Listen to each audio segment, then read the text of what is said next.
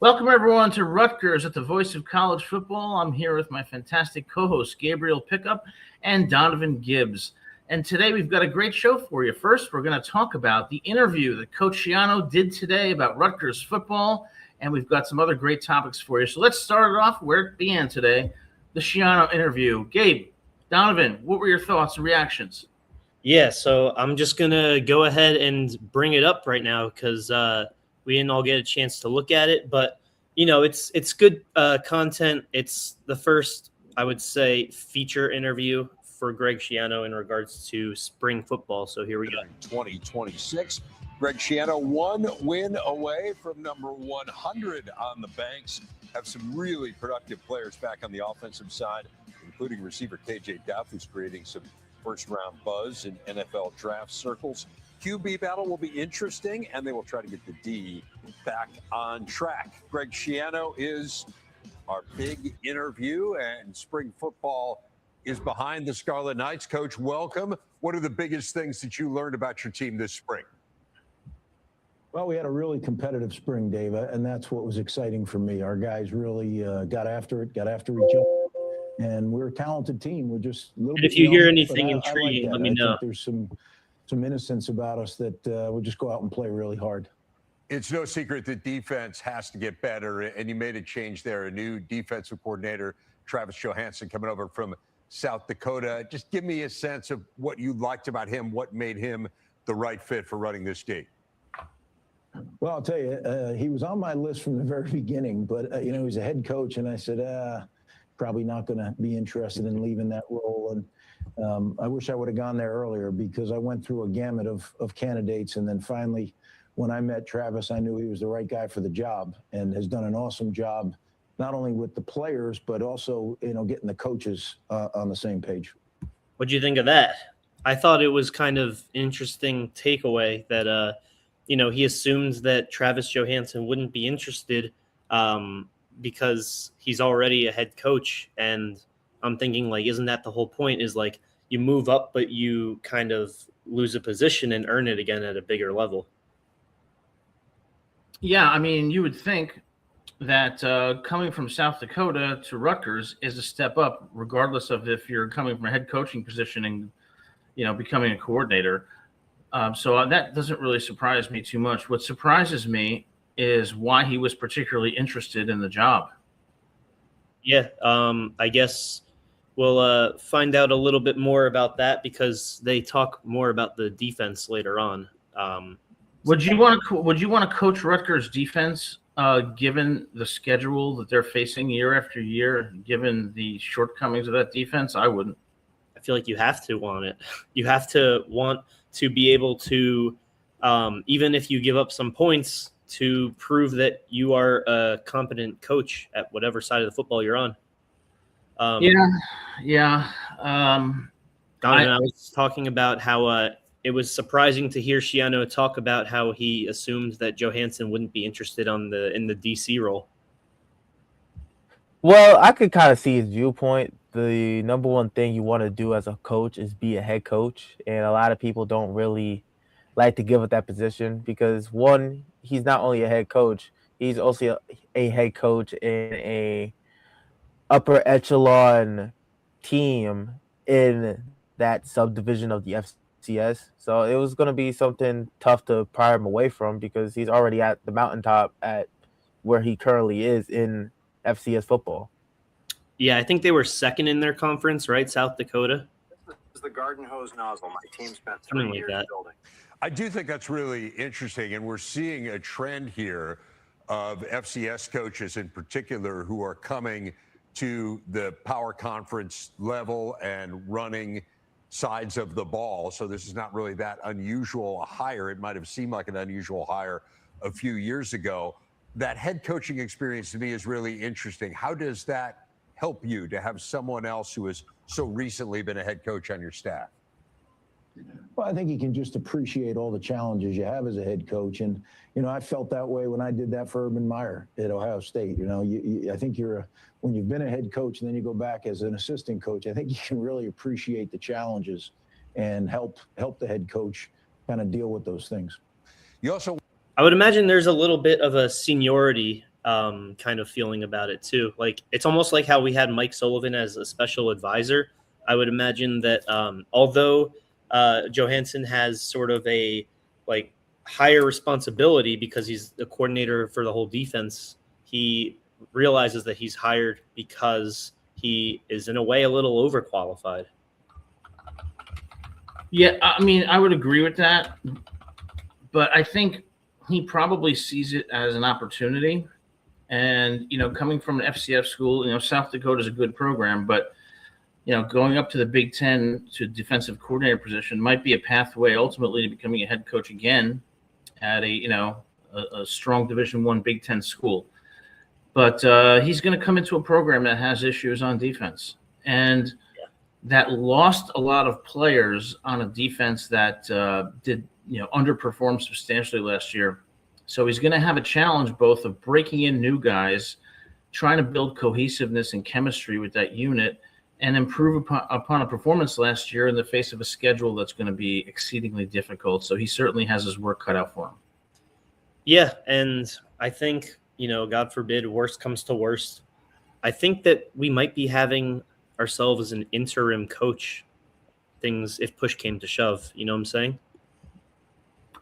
Yeah, I mean, we'll see. I think this year is going to answer a lot of questions that we've raised on this show, which is, the quality of the staff at Rutgers, the trajectory of the program, and the willingness of the administration to make changes if necessary. Given the schedule that we have, even though a lot of our toughest games are at home, we're going to see clearly whether last year was really just an anomaly or whether it was a prognosticator of more things to come. And if that happens, I think Rutgers is going to be in for some seismic changes to its football program starting in the 2027 season. Seismic. Nice. Seismic. Went heavy into the portal on defense, so you change the coaching on that side of the ball, and you're also trying to turn over the personnel. You mentioned that you were impressed with a lot that happened in the spring. Give us a few players on that side of the ball that we should keep an eye out for, Greg. Well, I think it starts up front. Malachi Davis comes in from Toledo, where he was really a fine player, and he did that this spring. He showed us that we made a great decision in going after him. And at the second level, I think at linebacker, Ty Morris. Ty Morris came in from Rice, and I thought he established himself as a really fine player for us as well. And, in the back end, we have a bunch of guys, so there's great competition at the corner spot. And, we have some of our returning players as well that are at Could you pause it right there for me? Yes, sir. I listened to that earlier, and I was just surprised that none of the corners got mentioned. I know he's saying that there's great competition there, but you brought in a lot of corners as transfers, and seeing that other transfers are obviously making their presence felt on the field already during the spring, it did catch my eye a little bit. I'm not saying that's not a good thing or a bad thing. It was just something that kind of just caught me by a little bit of surprise. That's a good point. I think I was surprised that he mentions, we have like a bunch of good players returning and then only mentions Kaj Sanders, doesn't mention any of the other guys as possibly having stepped up in the spring. Now, he does credit Malachi Davis, Ty Morris, and the corners as a unit, but it surprises me that and I don't know if that's on him or if that's on players not performing either up to expectations or not exceeding them. But yeah, I'm a little surprised, maybe a little bit disappointed that we don't have more familiar faces being shouted out. Like Kaj Sanders. So I do feel like we have it at every level, all three levels, and we just need to make sure that as we continue to install and grow the defense, that we're all on the same page. And I trust Travis to do that. He's done an incredible job up until this point, and anticipate that's just going to continue into training camp. You had a lot of success offensively last year, particularly throwing the ball, and it was reflected in the fact that Ethan Kaliak-Manis got drafted into the NFL. You've got A.J. Surace, who I know when we've been there, we were there in the fall last year, preseason camp, and you guys are really raving about him. You also brought in Dylan Lonergan from Boston College, a transfer who has starting experience at the power conference level. Give us a sense for how that race kind of played out in spring camp. Let's hear it. Well, it's still playing out, and it was, people say, well, you haven't made a decision, and it wasn't because, neither performed. It was because both performed. I think they both performed at a pretty high level. And, it's saying something for Dylan because he came in, this is a new system for him. AJ Sarace has done a really good job the last 2 years, learning the system, becoming part of the program, and they're going to compete. They're going to go into this summer competing and into training camp. And at some point, Coach Chirac and myself will make a decision. I trust Kirk really to do everything offensively. He runs the program on that side of the ball, and he and I will sit down and at some point in training camp make a decision. All right. So no decision made yet, but unlike last conference, here we have him saying that both are doing well and not bringing up Sean Ashenfelder. So it's clearly a two-man race like we suspected. I think if you read between the lines, the way I interpret that is that a decision has likely been made, or they are fairly certain on how they're going to go.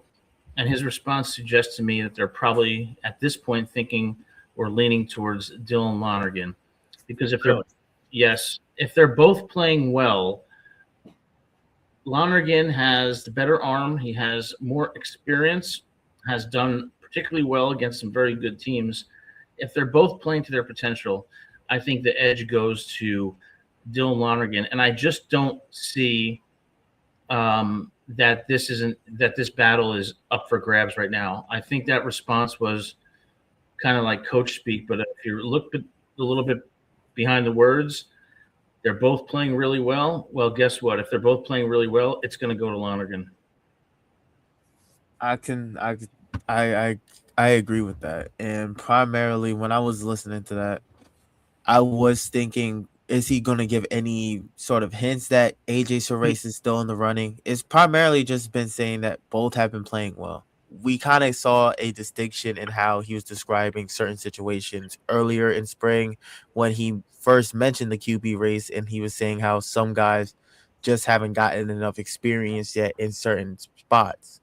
So we obviously see where Schiano's currently thinking of what he wants in his QB. He obviously wants more of a guy that's already been on the field than someone that already knows the offense, but still hasn't had enough on-field reps, because so far during the spring, he has not really shown the clear difference. He needs to show a reason that he should be starting. Well, I think that Lonergan's going to get a chance against Boston College at the very least, but I'm going to take Coach for his word here. I don't think they've made an official decision, and they might be leaning one way or another, but I don't think they've made up their minds.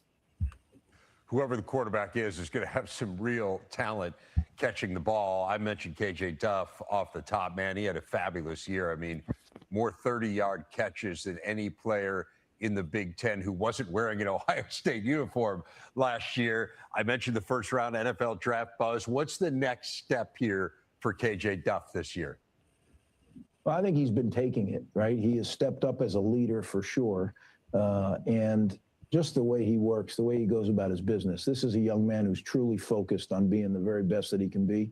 And I've seen improvement this spring. And I expect nothing but really good things from KJ.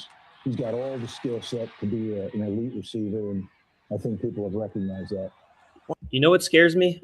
And I'm happy that he's been working harder and being more of a leader. What scares me is that teams are going to focus on him so much on the offense that we might see a decline because of more pressure. I was just going to say that. It's like how Calvin Johnson, when he got doubled all season long one year and he only got 60 catches, we knew he was still good. He just couldn't produce because of how covered he was. Well, yeah, because teams know him now. Not that they didn't know him last year, but he really... They got more film on him. Yeah. Hey, CFB 26, they gave him a 76 overall to start the year. That was disrespectful. I think. Plus, not even that. Going into last season, the only sort of film that you had on KJ Duff was the Tax Slayer Bowl against Kansas State. Now you kind of can see how he can adjust to certain coverages, what his strengths are, what his weaknesses are, and I think I have faith in KJ. I think he's going to be able to step up because he obviously sees that one, the NFL is knocking on his door and sees that if he's able to take that next step. Last year, he wasn't even as looked at, and at the end of the day, he was a top 4 wide receiver in the Big Ten. Now that the spotlight's kind of on him, I think he's going to be a receiver that could rise. I guess what scares me is he will get targets and he will get catches. I don't think it will be the same amount in terms of peak per game. So to me, it's like, is Ben Black, is Desir Carter, are they going to be as Ian Strong or KJ Duff or DT last year? And that's what's going to be the X factor of this offense. We know that KJ's role in the offense, he's going to be more towards the boundary, or just he's going to be that X receiver, which is going to lead to a lot of more space for a guy like Desir Carter. So I'm excited to see what he could potentially bring. At the end of the day, Carter's a freshman, so I swear I want to see if Shiano's really going to play him. I hope he does, because I think he's good enough to play for sure. He's the only and also I didn't put this in on the notes for the show, but Javian Robinson is another 4-star wide receiver down to 3 schools, and we're one of the 3. It's between us, South Carolina, and I think USC. So here's yeah, he'll be going to Lincoln Riley and USC. Well, I guess we'll have to see, but I'll continue with we this. never If we're able to show something week 3, things can change. Well, here's the question. The offense was good last year. I think the offense will be talented this year, but can the offense be good for 4 quarters? Because when I look at a quarter-by-quarter breakdown of the offense last year, I see some fantastic quarters. But how many times did they play a complete game? Yeah, I mean, I think that given the scores, it was mostly on the defense. I think we were top 5 in scoring, and then we were dead last in points allowed.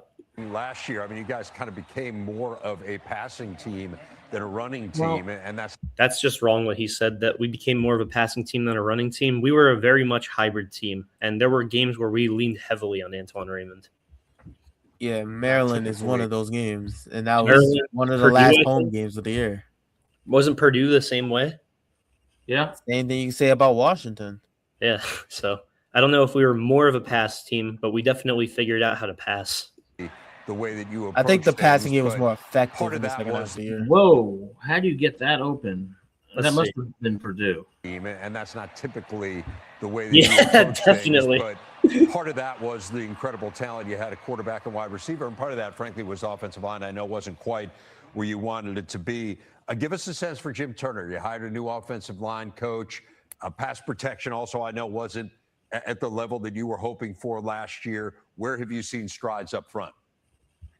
Well, you mentioned it. You know, Jim Turner comes on board. I think he's done a great job with the players as well as with the other offensive line coaches that work with them.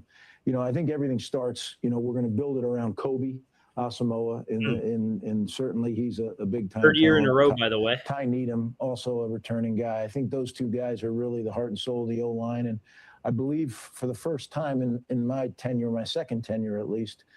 We have really good depth in the offensive line. We've really worked hard in recruiting to build that depth. So now there's great competition for the remaining spots, and I'm anxious to see how it all unfolds this training camp. But the one good thing about Coach Turner, he's an experienced coach, and we've played guys at a bunch of different positions this spring, and I think it's given us a really good insight to how do we get the best 5 out there on the field. That's our goal. I want to see who they run at. Pause that right there. I want to see who they run at center. I'm excited from what he said by that. He said primarily verbatim that this is the most depth and the greatest depth that he has had at the offensive line position during his entire second tenure. Yeah. So that's going to not only help with the running game that we saw from Antoine Raymond being a 1,000-yard rusher. Whoever the quarterback is, most likely is going to be Dylan Lonergan. He's going to be able to actually have time in the pocket. We saw Ethan Kaliakmanis be under pressure a decent amount of times last season, especially against more highly notable teams. And we're going to have a tougher schedule this year. So yeah, that's very good. That's one of the bright spots for a lot of Rutgers fans and anybody that's really covering Rutgers to look at heading into next season, that the offensive line, at least on the offense, has been one of the more stable parts of that unit. Donovan, you got a cold? You all Yeah, good? a little bit. I'm thugging through it. We good. Just wondering, yeah, because I don't know, sounded a little sick. Hope you get better soon, but glad you're here with us. Damn. That's because Donovan was braving the weather conditions to go to the Long Island Ducks facility and ask questions of Trevor Bauer, which we continue to commend him for. Here he is harping. Yeah, now it's 80 degrees, and then it's going to be back to 50 tomorrow. But yeah, I see. It's funny because we were looking at that Purdue clip for KJ Duff. Adam's like, how is he that wide open? Yes, it's because it's against Purdue, but it's also because, you know, they sent everyone at Athan because they know our offensive line was a little, I guess, thin, not physically thin, but thin in terms of depth. And so that's good to hear. But unlike last year, where it seemed like we had depth on the outside, but no one established themselves, this year, I'm wondering about the depth at center and at left guard, because we have Ty Needham on the outside. We have Asamoah's on the same side as him. So I'm wondering what's up with the center position and, you know, left guard. But I guess we'll figure it out. He seems optimistic. I mean, you have developed. Let me ask: is this optimism or is it giving the right answers? At least for the offensive line thing, I saw a little bit of optimism. If it was just giving the right answers, he wouldn't have mentioned that this is the best he's experienced so far. That's true. He has had guys that are gotten invites to the league on his offensive lines in the past. Yeah. Oh, and Dante Chin coming back from injury last year. That'll be very interesting to watch too. You can tell So from the many good interview running so far. backs. What's that? You can tell from the interview so far where he's excited and where he's concerned. Clearly, he still has concerns about the defense. But I was going to say defense. Yeah. Doesn't seem the most I would telling. say it's more secondary than it is defense. I just think it's secondary. Yeah, That's fair. Yeah. I just don't like that he, you know, it's not his fault. You can't. There's a difference between giving a good media answer and straight up lying. And Shiano has never struck me as a straight up liar. And he only mentioned one guy per level of play at the defense, and well, at least in the front seven, and then mentioned just a position really at the tail end. So, well, also at his last press conference after spring, he did say, you know, we have a long way to go on defense. What I think is true. I remember that, and you were nervous, and I was like, it'll be fine, and you were right about that. Yeah, well, I mean, I think the biggest tell, I think, here goes back to the quarterbacks, because what I take away from this is that Lonergan is in the lead. However, I don't think he's particularly that pleased with either quarterback at this point, and certainly doesn't think that they're playing to the level that they're going to need to play to be competitive. Austin, you're up in New York. We're going to watch the Knicks beat the Sixers, I see. Welcome to our tri-state area. Austin. Yeah, welcome to Long Island. Yes, Long Island. Austin, I would encourage you as part of your journey in Long Island to go visit the Long Island Ducks, the independent baseball team, where Donovan is a national media presence and was able to ask a question to Trevor Bauer before he began his stint with the Ducks, which included a no-hitter last week. Yeah, crazy. Second game back? Is that what it was, or first? Yeah, correct. it was the second game. That's crazy. Anyways. Said Rutgers people in Chicago here are very excited about Kyle Monungai after last year. I mentioned off the top, get your leading rusher back from last year and Antoine Raymond, but just give us a sense for how he has developed and kind of the depth at that spot. Well, I think he's, continuing to develop, and what a great opportunity he had to learn behind Kyle Monungai. You see a lot of Kyle in the way that Antoine runs the football. He's violent, he's physical, really good contact balance, those things that you look for in a running back. And I like the depth in the room. Deshaun Benjamin comes back now for his fourth season with us, and I think we're going to have a room full of running backs that can contribute. No mention of Clay Thevenin. Very interesting. Yeah. And He's just about to. Clay came in. Yep, he did. one thing about Jashawn Benjamin is he's shown flashes where he's been quite effective, but there were times last year where, essentially sat on the bench for most of the game. So I sense there's something about his play that really needs to improve. Maybe it's his run blocking. I'm not sure what it is, but I hope that improves because he could be a formidable back behind Raymond. I think that Benjamin reminds me of Raymond, but Benjamin's not where Raymond is. But I do find a few things interesting. On one hand, last year, Benjamin couldn't separate himself from Sam Brown V, but this year he mentions Benjamin, who only had I believe 20 carries maybe all year. And he mentions him before Clay Thevenin, who had, I believe it was 100 for 600 yards. Yeah. So, I guess that's another reason again that, look, Lonergan, I'm thinking he's going to win the job, but the experience doesn't guarantee it, in my opinion, just because it's clear to me that Benjamin is favored as RB2 right now over Clay Thevenin. As a transfer portal guy, and I think he also is going to be a contributor. So we have depth, and it all starts and ends though with Antoine. Greg, this is such a different world in college football than it was even a few years ago. And I know you, like every coach in the country, is adjusting. I thought he had fingernail what the right spot is for your program. So give me a sense, what's the formula for Rutgers here to win in this day and age? What does it look like in terms of portal, in terms of high school recruiting, and how you fit them together? I think it's a mix. I think everybody's trying to figure out what their perfect mix is. And I don't know if it's going to be, you can have a philosophy, but I think each year to year, much like the NFL, you're going to have to see where your team is. I look at the transfer portal as a way to certainly secure whatever needs you have for the coming season.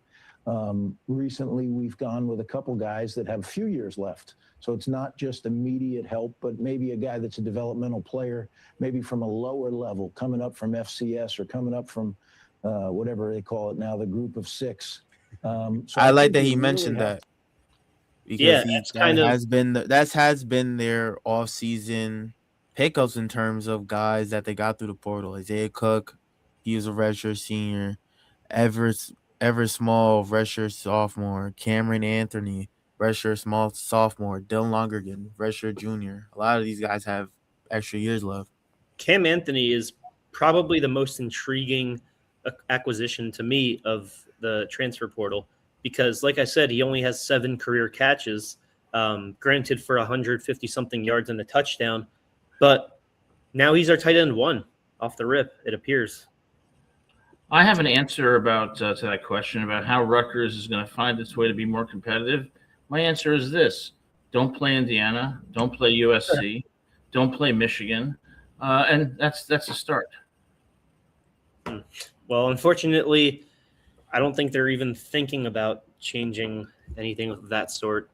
They should. By the way, Rutgers LIU 2027, that's going to be a movie. Hopefully it's not a movie, but I think it's going to be a movie because LIU doesn't give up.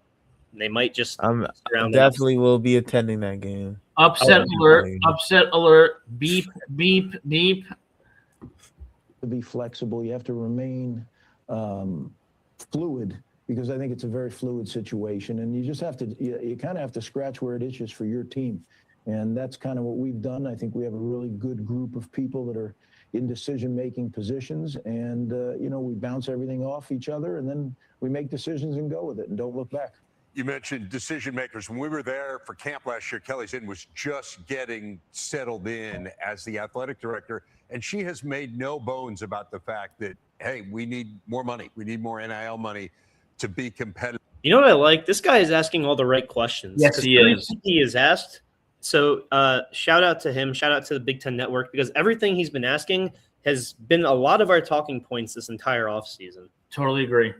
And he hasn't even asked this question yet, and I can already tell it's in a good direction because who thinks of talking about the athletic director for Rutgers who nobody outside of Rutgers fandom even knows? He did his research. Yeah. What are the strides that you feel like you've made, and where do you think you are relative to where you were and where you need to be? Well, I think it's, Kelly's done a tremendous job, and it starts with President Tate. President Tate understands what big-time college athletics is about, and he also understands what it can do for the university. So that's very exciting. Kelly is a true professional. She understands not only the NIL landscape, but also, how to generate, revenue. She brought in Todd Nisley from Ohio State, who is also doing a tremendous job with our football program and our athletic department overall. In Two big schools. revenue. Someone from Penn State too. So three big schools. That's good very news. Excited about it, and can't wait to just keep moving the ball forward here. Rutgers and New Jersey deserve a championship football program, and that's been my goal since 2000, right? So it's been a while, but all good things to those who wait. Powerful statement, and I think that pretty much wraps it up. I'll hear if there's any conclusion.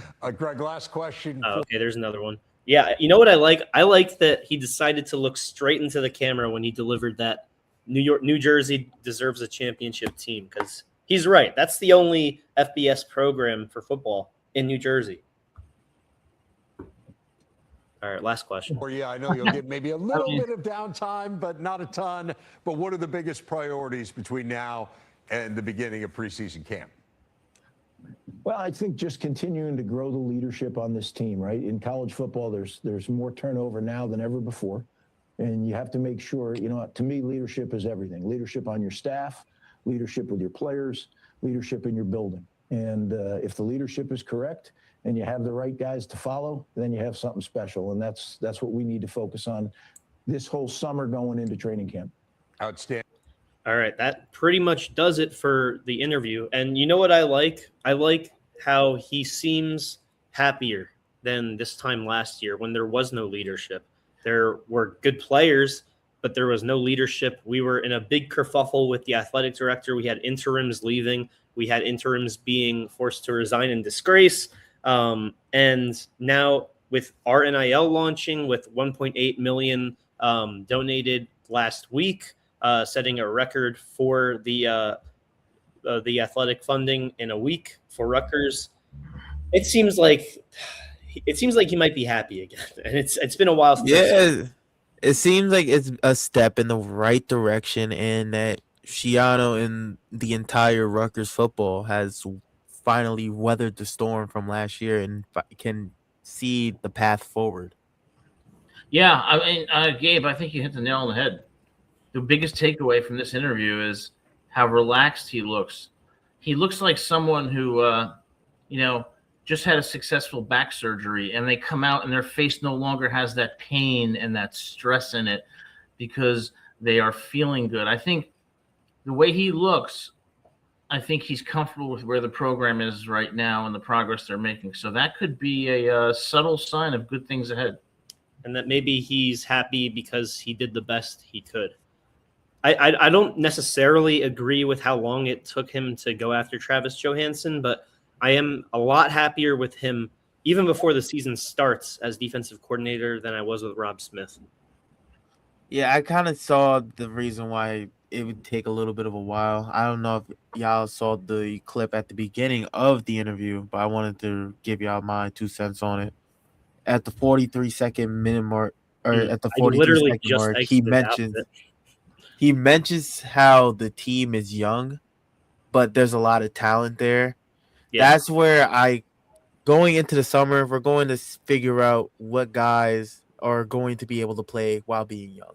It seems that Schiano isn't as afraid of having a lot of young, talented guys on the roster, understanding that, okay, this is the best chance for them to really play, and maybe you might hit another diamond in the rough. I think good point. The grand arrival of what we saw from KJ Dove has kind of opened the eyes for Schiano to allow younger players to play and at least give them a shot to play. So I'm thinking of guys that may have not have been mentioned. I'm thinking of Wadi Collier on the defensive side. Yeah. I'm thinking of Dajir Carter on the offensive side. And that kind of brings a lot of hope because right now Rutgers is in a period of time where 2026 might not just be the end-all be-all year. 2027 and 2028 still brings in a lot of talent. Yeah, for the first time since maybe Isaiah Pacheco, we saw our offense being carried by two sophomores. Not carried, but I would say led by two sophomores in KJ Duff and Antoine Raymond, who we are fortunate enough to have back. And like I said, we got some heckling in the chat that I'm just going to look past. But so yeah, I'm a little concerned about how they'll cover KJ Duff. And Austin, I'm just messing with you. Of course, you're welcome to join and talk your trash if you'd like.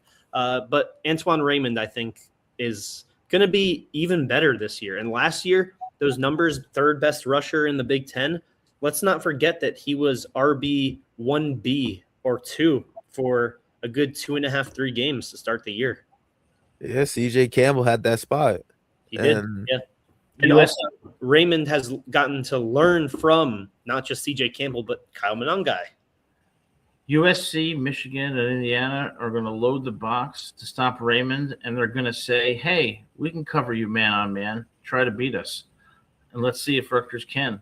We got a guy that can beat man from just out jumping a lot of people, and the receivers that we brought in have speed. So that's where I'm just saying he's seeing something out of the young guys. It doesn't seem as he's more of, I wish we had more veteran presence. Yeah. First, that's what I thought it was, but now listening to it again, it's starting to feel as he's okay with the youth movement that's happening at Rutgers, because he sees that the depth in it and just the way that college football is returning to now. A lot of these guys aren't going to be able to have that chance to really leave the school, so he can go back to what he was doing during his first regime. I think that Kobe Asamoah and Kaj Sanders are going to be real leaders on the offense and defense. Well, there's reason to be optimistic based on his demeanor. But again, it goes back to the schedule. It's all relative. I think a 7-5 season is within reach. I do. I think 8-4 is the ceiling. It's going to be it really, but then again, 4-8 5 7 are potential floors. So it's going to be another season where you're going to have those games where Rutgers could win, even maybe should win, but this time, unlike last year, they're going to have to take some of those games. And as far as Austin goes, Austin, the problem with Philadelphia is it's a very dirty city, and you know what? It's a very rugged, dirty city. I love New York City, but New York City is even more dirty than Philly is. It's dirty in the right way. I wouldn't say that. But and the 76ers sadly have reflected those stains with that ridiculous 40-point loss. It seems like they were inspired by the Hawks to imitate them.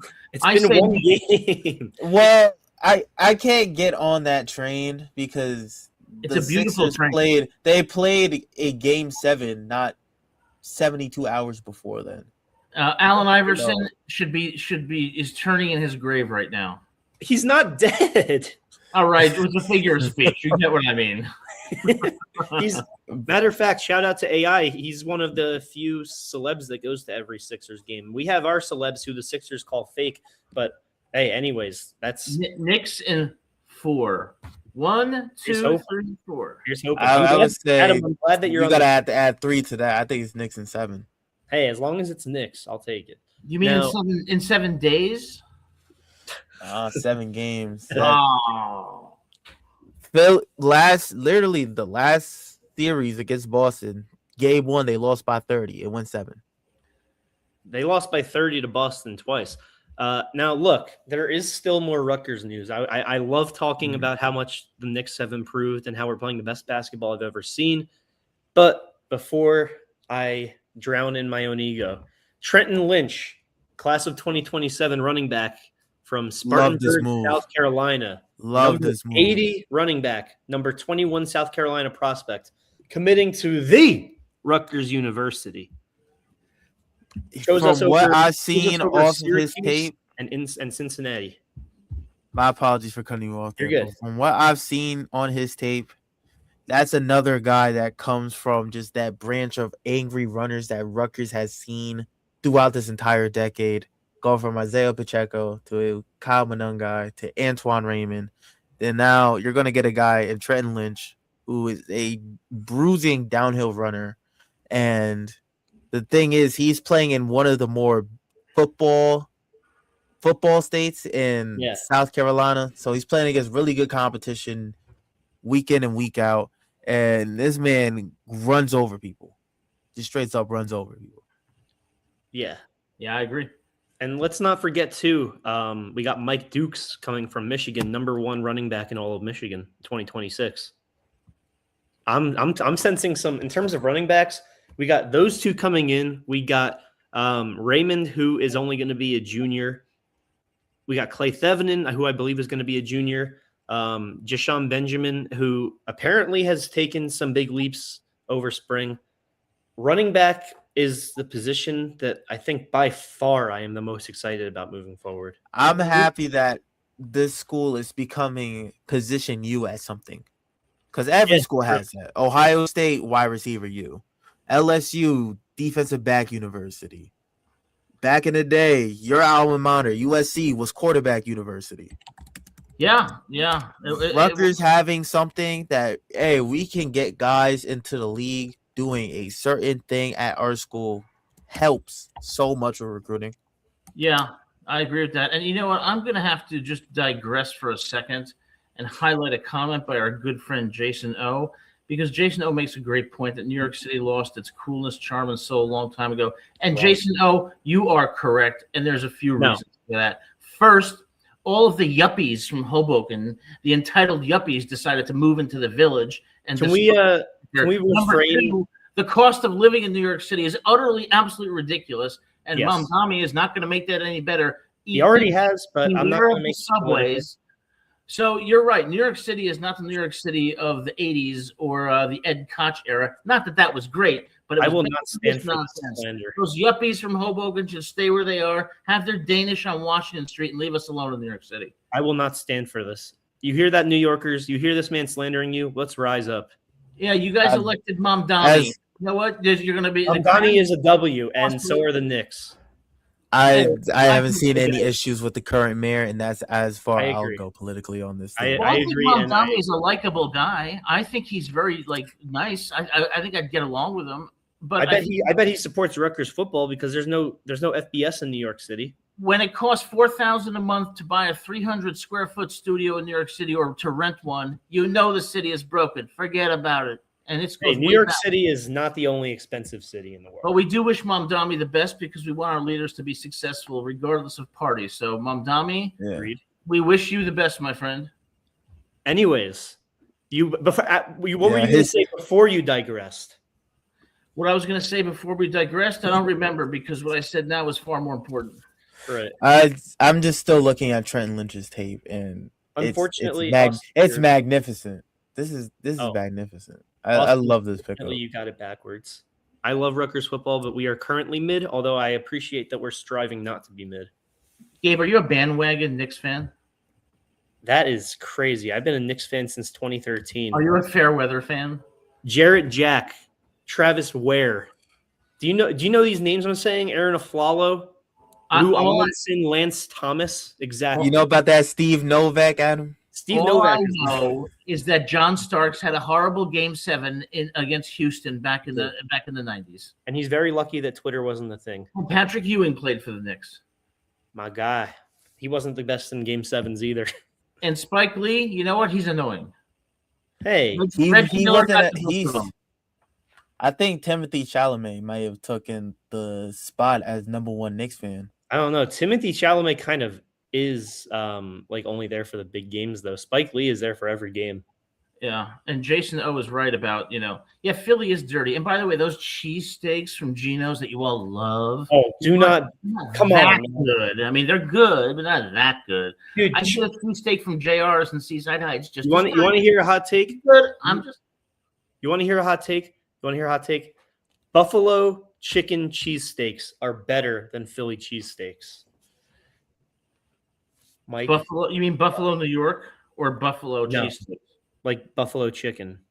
Oh yeah, that may be true, but let me tell you something. I go to Seaside Heights and go to JR's and get a cheesesteak. And Philly, get a broom and clean the streets, Philly. All right, but Jason O is right. Philly still has its rugged, gritty character. And you got to give him credit for that. New York City has become a cesspool. You can't. The cost of living is ridiculous, and those yuppies from Hoboken have infiltrated. I've never heard anyone call it yuppies. I hope that's not like a slur or something. No, yuppies is not a slur. It's like those young, like kind of narcissistic professionals who just went to law school and think they're so.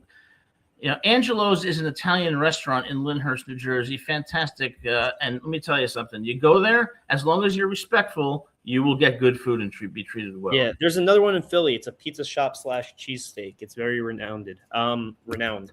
Yeah, so what do you see that's standing out about our guy Trenton Lynch? Physical. You want to ask me that? Or Yeah, because you said you were watching the tape a little bit. I love that. First off and foremost, when it comes to skill position players, the more of their tape that involves them having touchdowns shows how much impact they are and how much they will bring to an offense, especially in college, because the number one thing that you're taught as a skill player is finish the rep in the end zone.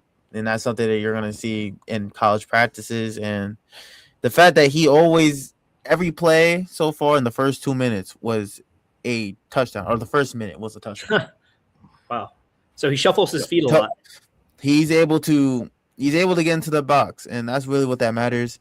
A lot of his runs on this tape has been downhill, counter. A lot have been duo as well. I've seen a little bit of zone runs, but most of it is just him down the hash. And for a team in Rutgers that's shown to love inside zone, love counter, love the Antoine Raymond's best games has been where all he has to do is run down the hash. True. That's nice. He's exactly what a team that has great depth at offensive line that wants to run the ball, despite what Big Ten Network says. Rutgers and Greg Schiano loves to run the ball.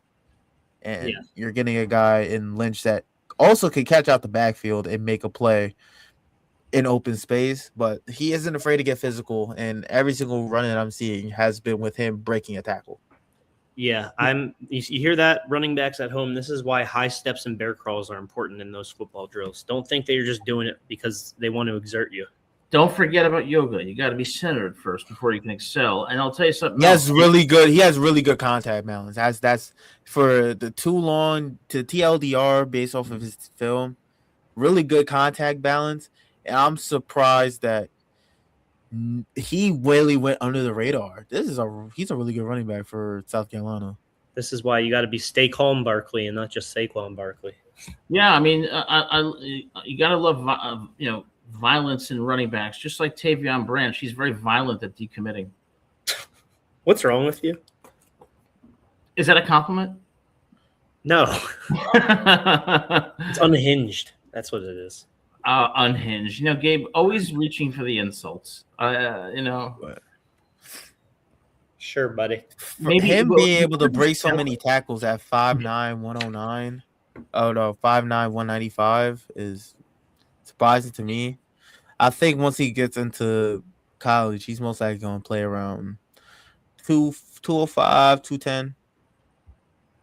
It's all about balance, and that's why you got to have a strong core. If you got a strong core and you got balance, you can be a very dangerous running back. And I predict Antoine Raymond is going to shake up the Big Ten this year, and I will, on this show, predict that he may run for 2,000 yards. Antoine? Yes. This year? Yeah. Mm-hmm. I don't think he's gonna get that high amount of touches. You're running for 2,000 yards is. Well, he should. You're getting what that would require? 230 touches. That would require bad quarterback play. I want him getting 25 touches a game. Well, I think he's going to be around. I think he's going to be around 15, 20. That would require two things. That would 15, require, 22. 15. One, it would require bad quarterback play, and two, it would require us to be within the game for 3.5 to 4 quarters. You think both of those are happening? I don't think it necessarily requires bad quarterback play, but it does require an outstanding offensive line and tremendous balance on offense. No, I don't think both things are happening. I think that you make a good point there. That's the only thing, is that would mean we have to make Indiana Penn State, USC, Nebraska, Michigan. We'd have to make all those games. Guys, you guys just are so resistant to this, but if I have one team on upset alert against Rutgers, it is Indiana coming into SHI Stadium. I'll believe it when I see it. That's all. It's going to be closer than the experts think, as Lee Corso would say. It's not impossible, but I'll believe it when I see it. Who would have thought that an NBA team could be up 76-22 in the playoffs against the other team? Hey, first time for everything, right? That actually was the first time that happened. And speaking of first things that might happen, a little segue there.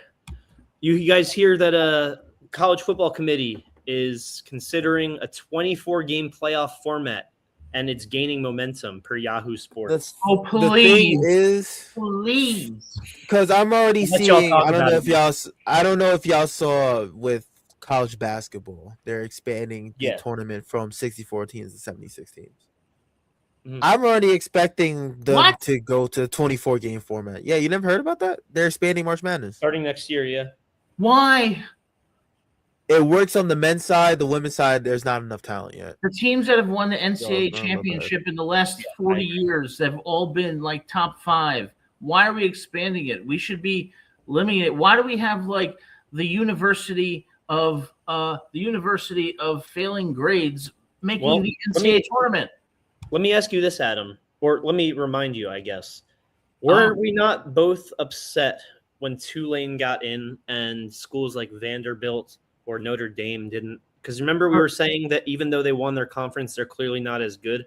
That is one thing this would solve. That's the one thing I can think that this would solve. Outside of that, I do agree it's too much. I think the answer is not to expand it. It's to say to James Madison and Tulane, we love you, but not that much.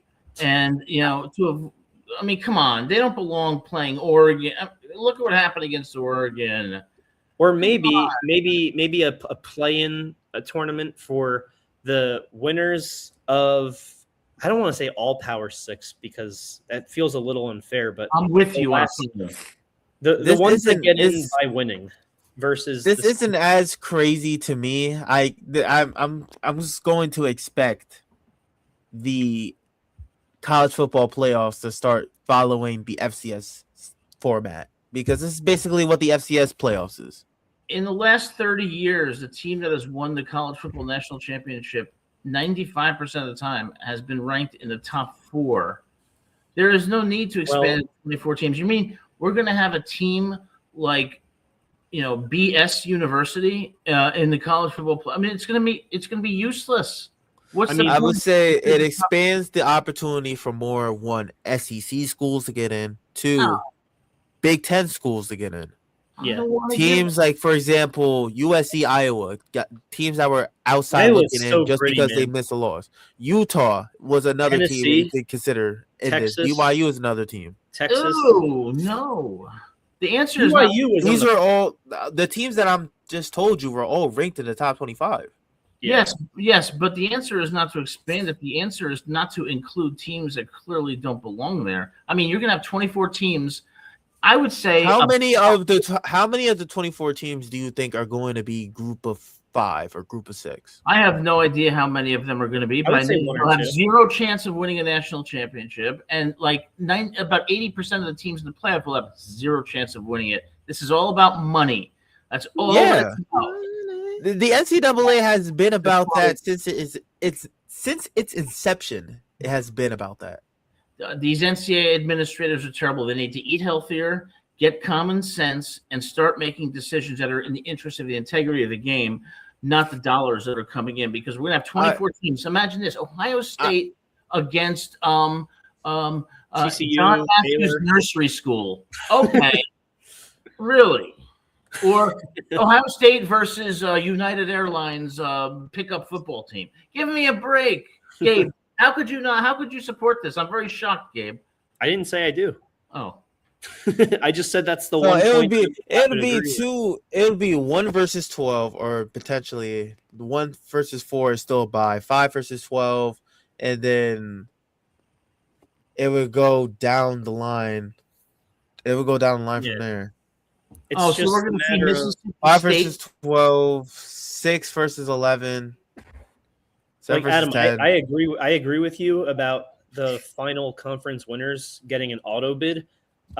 They shouldn't, but I also think that they won their conferences. Their schedule is not in their control, and they deserve recognition. So my answer would be put them up against the fringe teams. You know, like if you look at last year, the Vanderbilt, Texas, Tennessee, USC, whoever, Michigan, and just have them play once. And if the impossible happens, if Tulane beats one of those teams, if JMU were to beat one of those teams, then I think they've earned a spot in the playoffs. That would be my answer. But that's if you're not talking about something like a play-in game, basically no problem with that. And if you keep it at 12 or, God forbid, highest 16 teams, but what you're going to have is teams. You're not expanding opportunity. If you Well, the thing is, my apology, Adam, but I wanted just to add this real fast. If you keep on expanding the playoffs, it starts to make things like conference championships not truly as that's actually because that should be what the playing game is. I'm glad you said that. They're also nulling. that's a good point. They're nulling starting the playoffs a week earlier and getting rid of the conference championship. Yeah, and if you want to recognize some, What? That's Wow. part of the proposal. Yeah. You want to recognize Wow. some schools. You want to recognize. Then what's the for performing well? Guess what? Give them a trip to Disneyland. All right, they can go ride and they can go into the Magic Castle, whatever the hell they call it. I want if it were up to me, guys, it would be 8 teams and no more than that. Teams that have a realistic chance of winning. The rest of them go to Disneyland. I say just keep it at 12. 12 isn't as crazy, and we just get to see upsets and teams that weren't conference champions still make a run. Ole Miss was a Final Four team, and they didn't win their conference championship. Miami made it to the national championship, didn't win their conference championship. They weren't even in their final.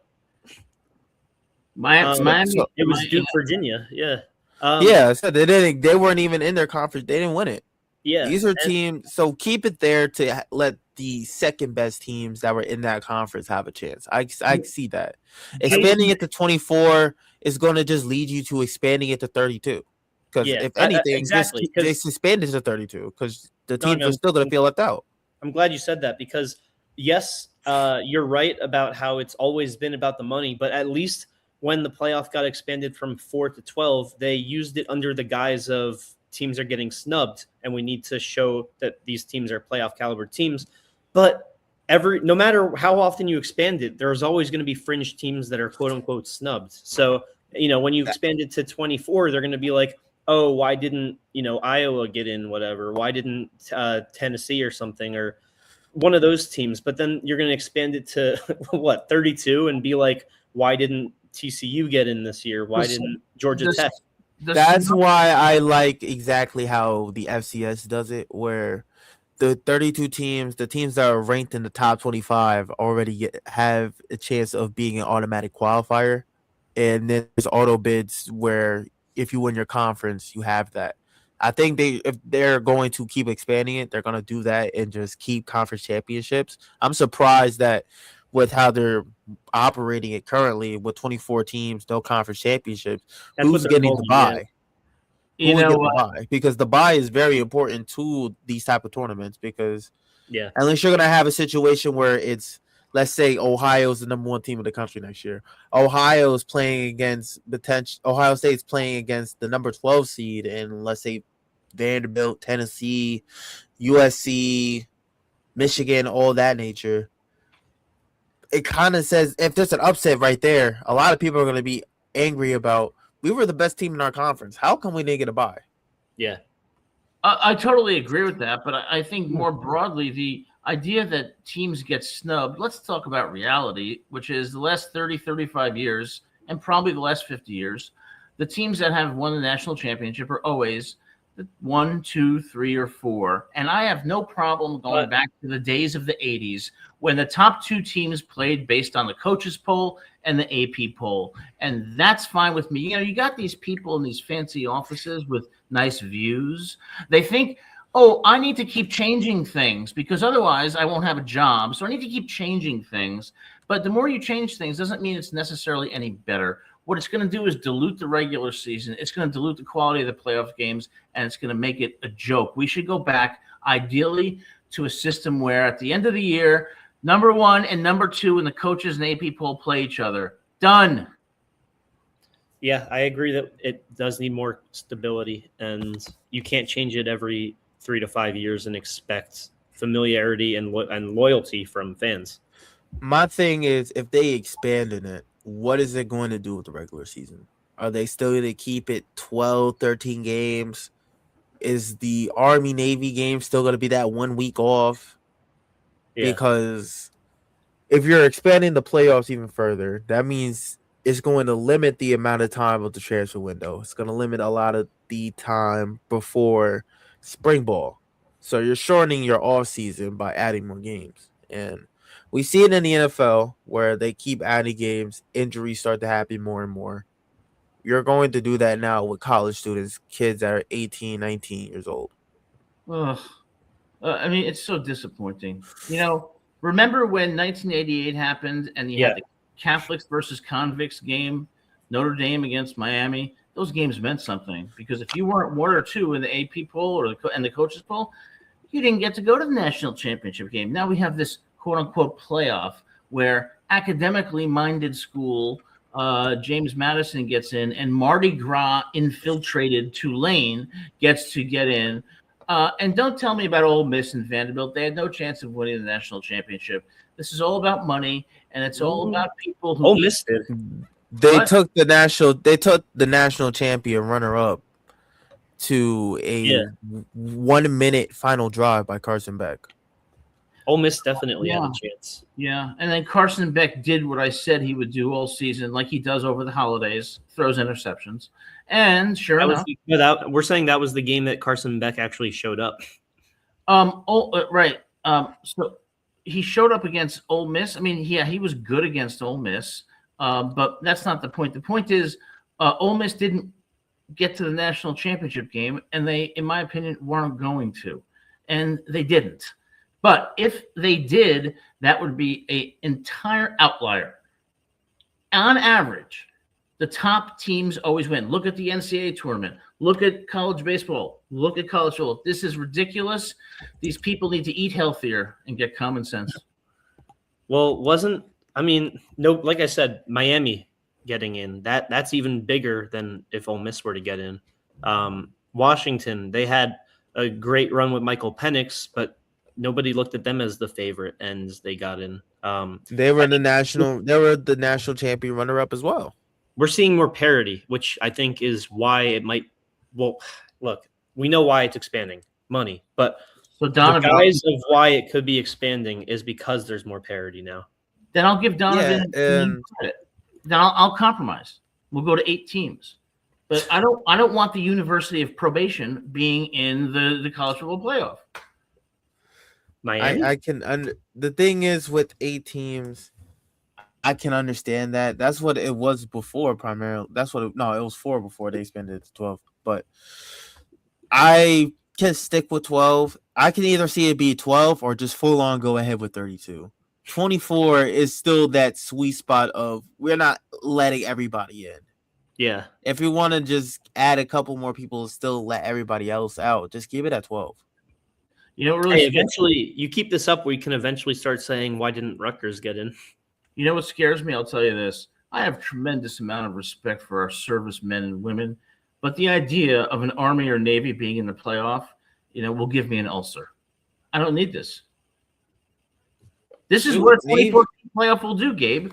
It's going to have teams that have no business being in a playoff, being in it because they didn't earn it during the regular season, and they're only there because we expanded it because we thought it would get better ratings and more advertisers and better money. It's bullshit. I don't like it. That's all right. A Navy playoff game don't sound that bad. They've been in the rankings. Oh, come on. Look, they have beautiful aircraft carriers, but they are not good on the gridiron. Isn't that ironic? We're talking about the Navy having good aircraft carriers. There's a whole other team for that. But that team isn't as good yet. No, they're not. They're not there. Yeah. Shout out to everyone in armed forces, but yeah, I mean, I think they would out of any armed forces team, you could just see Navy being that team to be in the playoffs. Yeah. I just think that maybe this is so that we don't look at teams like James Madison and Tulane and say, why are they in over Texas, BYU, whatever, and Notre Dame? That's really the one benefit I can see out of it. BYU. Obviously, I think the cons outweigh that, but I mean, we have no say, and unfortunately, next year we're probably not going to be even considered for the 24. So, if the thing is, if Rutgers able to win a couple of their more marquee games, let's say if they beat USC, if they beat Michigan, if they potentially beat Penn State, I don't know if they're going to beat Indiana. Adam, you have them beat Indiana, but if they're able to win at least 2 of those, it would open up the conversation. Especially if it's a 2014 playoffs, we might be at the lower end of the bracket, but once you can, I think that we realize the most you can lose is 2 games and get in. I think with 24, the most you can lose with 3. Oh yeah, and 3 teams. I mean, think about where 3, we are. And if you have some impressive wins, should get you in now. Like I think that's basically what happened with Notre Dame being out of the playoffs. It's not going to happen with 24 teams. Which that in itself is crazy. I'm not saying Miami or Notre Dame, one or the other, but what I am saying is Notre Dame was ranked ahead of Miami. They didn't play, and then the next week, all of a sudden, they were. Well, Miami beat Notre Dame. No, fair. I'm not talking about which one is deserved. I'm saying at the end of the year, Notre Dame was ranked higher than Miami. A week goes by, neither of them play. And then all of a sudden, the week after that, somehow they're switched. Gabe, that's an outstanding point. And there is no justification for what they did. They should have done it sooner. But think about this for 1 second. We live in a world now where it's $4,000 a month to get a shitty cockroach-infested studio in New York City, where we have a 2014. What are you on about? Where we have a 2014 playoff, and where it's 80 degrees in New Jersey on one day and 50 the next day. The world is crumbling. We need to get leaders, good leaders. And Jason O hit the nail on the head when he said the sport is going in the wrong direction and the issues are easy to fix, but the wrong people make these decisions and guidelines. That's where I'm going. Yeah, okay. I agree with most of it. Like I said, the one point I have is just that we won't have to worry about the JMUs and Tulanes outweighing the Oklahomas, Notre Dames, whatever. But Rutgers better worry about LIU in 2027 because LIU went to the swamp. Remember this. They went to the swamp. That had more benefits for them than just the game itself. It's like when you go, you mature as a team, you get that experience. They're not going to come afraid to Rutgers. Watch out. Upset alert. Long Island. Also, because a lot of LIU players end up on Rutgers. Yeah, I think that's going to be a 2027 game. So Mashu's most likely going to be there, and I definitely would show up for that game. Mashu, Eric O'Neill. I would love to go. Guys, maybe you'll be calling it. Well, we're all going to be at the USC game, right? Broadcasting live as they take on the Trojans on September, I believe, 19th. Yes, sir. Yes. Barring any moving, I don't think I will be. I'm down for it. I'm down for it too. You're moving? I said, barring any moving, I don't think I will be, but I'm down for it. Will we be celebrating a Knicks championship this year? Don't know. I just the Thunder are really good. What is it? The Oklahoma Lightning? What is it called? Yeah, Oklahoma City. Oklahoma City. I'm not going to say I'm not saying yes or no to it, but what I am saying is that we're playing the best basketball I have ever seen us play. They are killing teams. They made the Hawks look like a high school team. They made the 76ers, look like the 76ers. But seriously, I mean, look, I have never seen a Knicks team play like this. Yeah. I mean, they have angry basketball. This is the most pissed off I've seen them. I love their mentality of being ruthless. It just seems like they, for once, are not putting their foot off the pedal. I feel like they always do. And for once, we're not happy with being up 15. We're not happy with being up 20. We're not happy up 25. It's like LeBron going, not 1, not 2, not 3, not 4, not 5. But we're actually following through with it.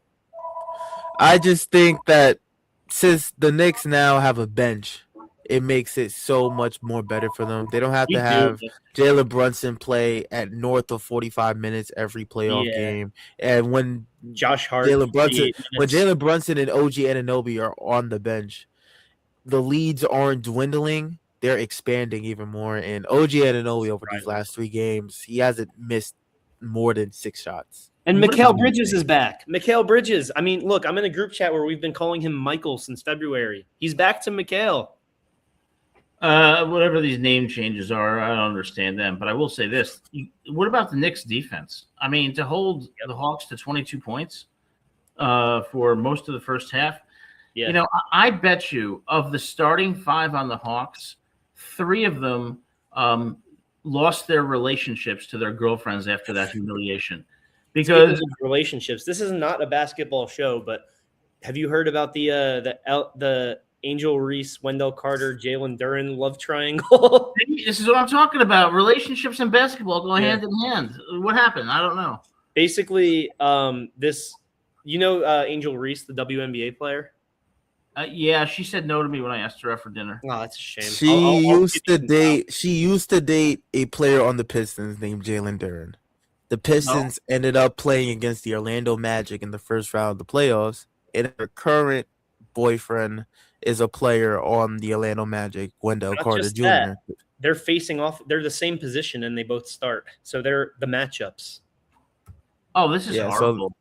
They're basically going up against each other one-on-one. The Magic went up 3-1, 3 games to 1. They just needed to win one more game, and in 3 tries, they had to win one more game in 3 tries. Didn't do that at all. And they blew a 24 with them, right? I don't think so. I don't think. No, I haven't heard anything. They blew a 24-point lead in Game 6 too. If you blow a 24-point lead, you're not marriage material. Oh my God! This just in. Ray Rice has graduated from Rutgers today.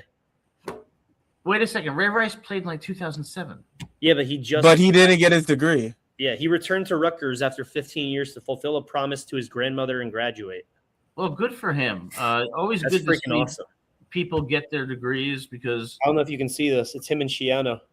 Yeah, well, that's congratulations to Ray Rice, and hey, education is important because it always outlasts the temporariness of a professional career. So good for him. Yeah. Best player in Rutgers history right there. Graduating proves that, you're never too good for that. Gabe, will you go to Game 3 in Philadelphia? No, although I can because I'm in the Philadelphia area. I don't know if you heard, but Philly's trying to do this thing where they only sell tickets to people. You should funnel tickets to Knicks fans. I would, but I have a feeling I don't know if that's quite legal. You're buying them legally. You're just buying them for people. I think they should prohibit. They should not sell tickets to anyone who has a last name that starts with the letter Z. I think that's suspicious. But anyway, I have an announcement to make. You're pregnant? You're getting married? Dude, that's no. Congrats, Grace. No, negative, 0. Usually I like to present a list of complaints, but I have an announcement to make, which is on Sunday I got in my car. Well, it's not done. It's not done yet. Oh. And I drove to Atlantic City, right? And I went into what they call a casino. Oh, no. It was called Harrah's Casino. I sat down at a slot machine and I hit the jackpot. Oh, okay. I did that my first time in Atlantic City, too. What was the turnout? Seriously? Yeah, but I was 12 years old and my prize was a pool table. Jason, shut up. Well, they played music for me and it was really nice. And I was like, I couldn't believe it. Yeah. And then 20 people who were already playing the slots for hours gave me the worst dirty looks on the face of the earth. You know what mine was? Mine wasn't hitting the jackpot. It was that really big arcade game where you pulled a lever and a big wheel spins. And I landed on 1 million tickets my first spin. Are you serious? Yeah. And so I got a giant pool table. Wow. That's impressive. I was 12, although, since then, as soon as I turn 21 and I can legally start gambling, I don't have quite the same luck. You're not 21? No, I said as soon as I turned 21. Oh, turns 21. Yeah. You know what I did with the money I earned? I went up to a bunch of nuns. They were in Hasbrook Heights, and there was a sign that said "Help the Poor." So I gave them the money. And then you're bringing yourself good luck. You're bringing yourself more good luck. I donated a lot of the money to charity, and I'll tell you where I donated it.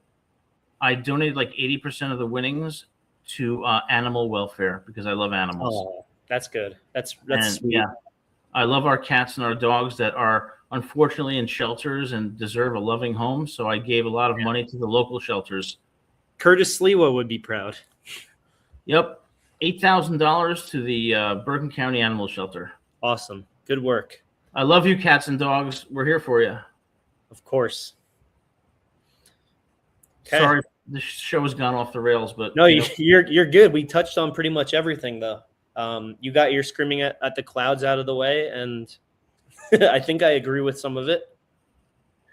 Well, guys, any final thoughts before we turn the page and head towards the next show, the 91st show, as we head towards 100 shows for Rutgers football? Yeah, I think that I'm happy to see Schiano has sort of turned a leaf in his mindset with going from you need to be a tenured player or you need to be an older player to play. He's now embracing whoever is the best player will win each job. And I think he hired the right staff too. And it's going to be a work in progress. Unlike last year where we had the pieces but not the chemistry, this year it's a question of do we have the pieces, but I do think we have the chemistry. So I'm looking forward to hopefully being my skepticism dismissed, but only time will tell. I'm excited for the depth that's coming in 2026, the class that is coming in 2027. Love the Trenton Lynch move and signing him. Rutgers has been very spoiled at running back since, I would say, 2022 with Isaiah Pacheco. They've been spoiled, yes. And that's a good avenue for them to expand their recruiting. And finally, this team is taking a step in the right direction. I'm happy for it. And hopefully we get more insight on what's going on during fall camp, because being left in the dark for half the spring was very surprising. That's a good point. Yeah, I'm encouraged because Coach Schiano's demeanor seemed positive. So I think he's in a comfortable place with the program. But I think whatever happens next year, I think it's going to be, some is going to be more of the same, but it's going to be an exciting season. And whatever happens, I think we're in for some great games. But most importantly, I got to say how awesome the show has become. And as we head towards 100 shows. Where is it? Where is it? We are right now at 91. No, I mean, where's the sombrero you said you'd wear for Cinco de Mayo? That would be in. That's a good question. And as a matter of fact, the evening is early.